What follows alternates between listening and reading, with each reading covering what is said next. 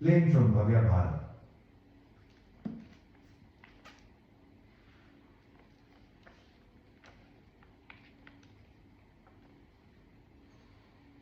श्वेत द्वीप निवासियों की भगवत भक्ति।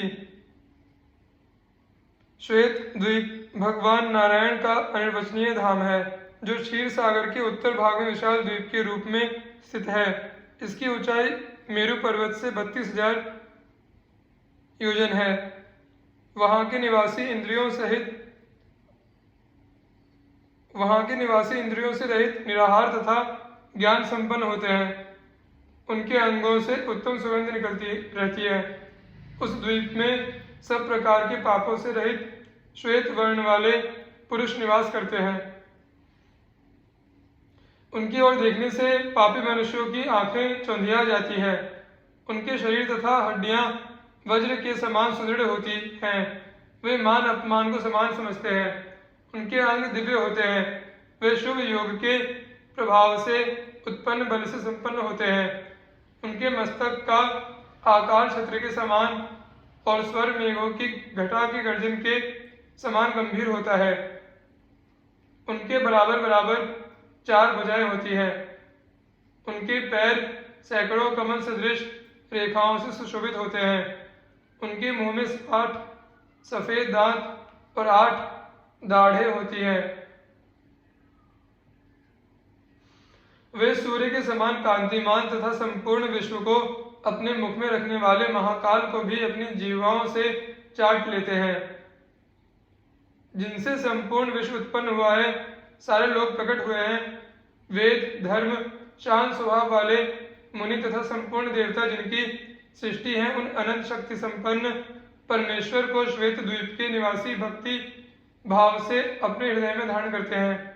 चंद्रमा के समान गौरवर्ण और सब प्रकार के उत्तम लक्षणों से संपन्न वहां के निवासी प्रतिदिन ईशान कोण की ओर मुंह करके हाथ जोड़े हुए उन परब्रह्म परमात्मा का मानस जप करते हैं। उनके मन की एकाग्रता से भगवान श्रीहरि प्रसन्न होते हैं। प्रलय काल में सूर्य की जैसी प्रभा होती है, वैसे ही उस द्वीप में रहने वाले प्रत्येक पुरुष की होती है। इस प्रकार वह द्वीप तेज का निवास स्थान ही है। भगवान श्रीहरि भी वहां के निवासियों को तेजा पुंज के रूप में ही दर्शन देते हैं।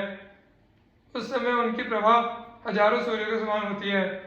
उस समय वहां के निवासी दोनों हाथ जोड़कर नमो नमः कहते हुए उनकी ओर तेज गति से दौड़ते हैं और विभिन्न प्रकार के उपचारों से उनका पूजन करते हैं। तत्पश्चात उनकी इस प्रकार स्तुति करते हैं।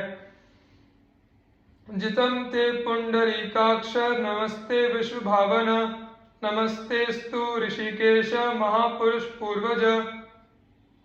तदनंतर वहां पवित्र और सुगंधित वायु बहुत से दिव्य पुष्प एवं कार्योपयोगी औषधियों को लेकर आती है, जिनसे वहां के पंच कालवेत्ता अनन्य भक्त मनसा वाचा कर्मणा उन तेजो रूप भगवान श्रीहरि का पूजन करते हैं। अष्टनाग इलापत्र मुख अनंत अनंत कीरति विस्तारत पद्म संकुपन प्रगट ध्यान उर तेन ही टारत असु कंबल बासुकी अजित आज्ञा अनुबरती करकोटक तक्षक सुभट्ट सेवा सिर धरती आगमोत शिव संहिता अगर एक रस भजन रति उरग अष्टकुल द्वारपति सावधान हरिधाम स्थिति। भक्त सर्पों के 8 वंश हैं। ये भगवान के द्वारपाल हैं।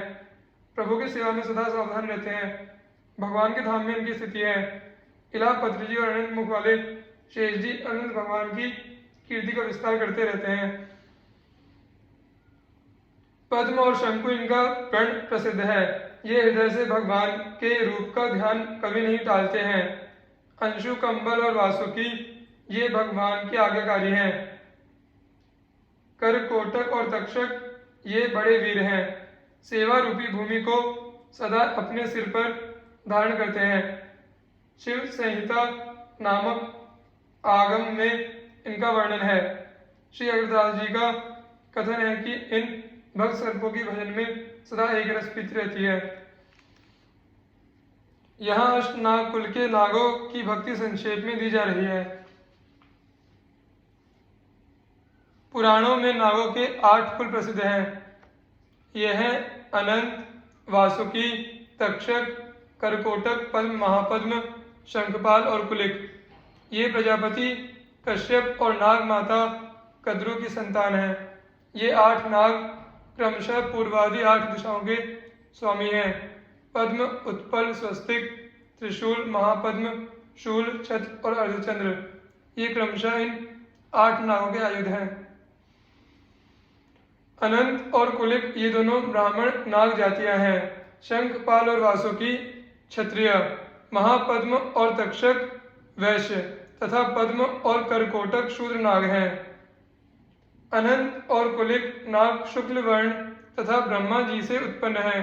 वासुकी और शंखपाल रक्त वर्ण तथा अग्नि से उत्पन्न हैं। तक्षक और महापद्म स्वल्प पीत वर्ण तथा इंद्र से उत्पन्न हैं। पद्म और करकोटक कृष्ण वर्ण तथा यमराज से उत्पन्न हैं। भगवान अनंत का ही एक नाम शेष भी है। भगवान श्रीहरि उन्हीं शेष को शैया बनाकर क्षीर सागर में शयन करते हैं। वे शेष जी अपने 1000 मुखों और 2000 जिह्वाओं से सदा भगवान श्रीहरि का नाम जप करते रहते हैं। उन सर्वाधार प्रभु का आधार बनने का परम सौभाग्य प्राप्त है शेष जी को। वस्तुतः शेष जी भगवान श्रीहरि की ही विभूति हैं। जिस समय ब्रह्मा जी की आयु 2 परार्थ बीत जाती है, उस समय काल शक्ति के प्रभाव से सारे लोग नष्ट हो जाते हैं। पंच महाभूत अहंकार में, अहंकार महत तत्व में और महत तत्व प्रकृति में लीन हो जाता है। उस समय भगवान श्रीहरि ही एकमात्र शेष रह जाते हैं। इसी से उनका एक नाम शेष भी है।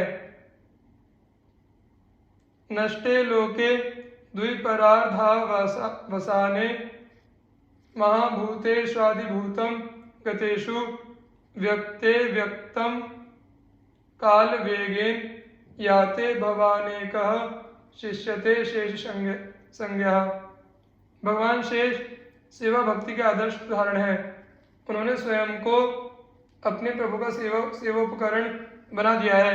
वे ही प्रभु की शैया हैं, वे ही प्रभु के छत्र हैं और वे ही उनका सिंहासन है। प्रभु जब लीला अवतार लेते हैं तो वे भी उनकी सेवा के लिए आ जाते हैं।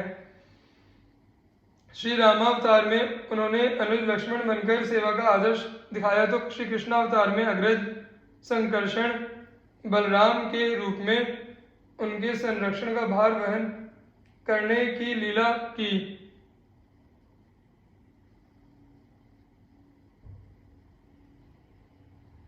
वे ही पाताल लोक में नागराज शेषनाग के रूप में करकोटक तक्षक आदि नागों से घिरे बैठे हुए मन वचन शरीर के कर्मों द्वारा भगवान वासुदेव का जप करते रहते हैं।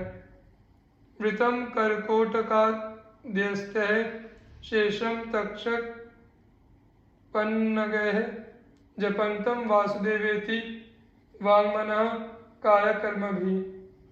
जैमिनी याश्वमेध पर्व 38 169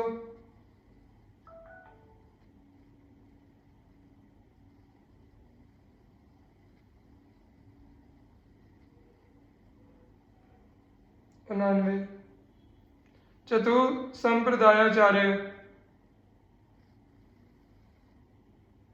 श्री रामानुज उदार सुधानिधि अवनी कल्पतरु विष्णु स्वामी बोहिथ सिंधु संसार पार करु।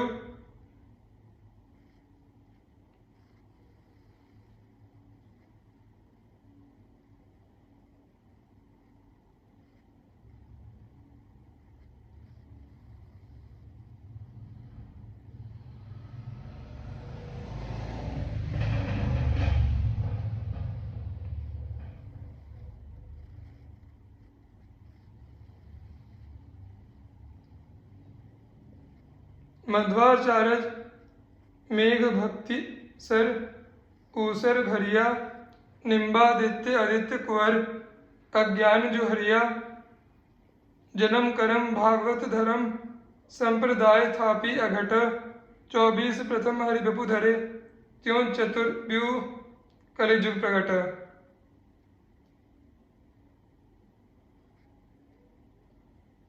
रमा पद्धति रामानुज विष्णु स्वामी त्रिपुरारी निम्बादित्य सनकादिका मधुकर गुरु मुखचारी।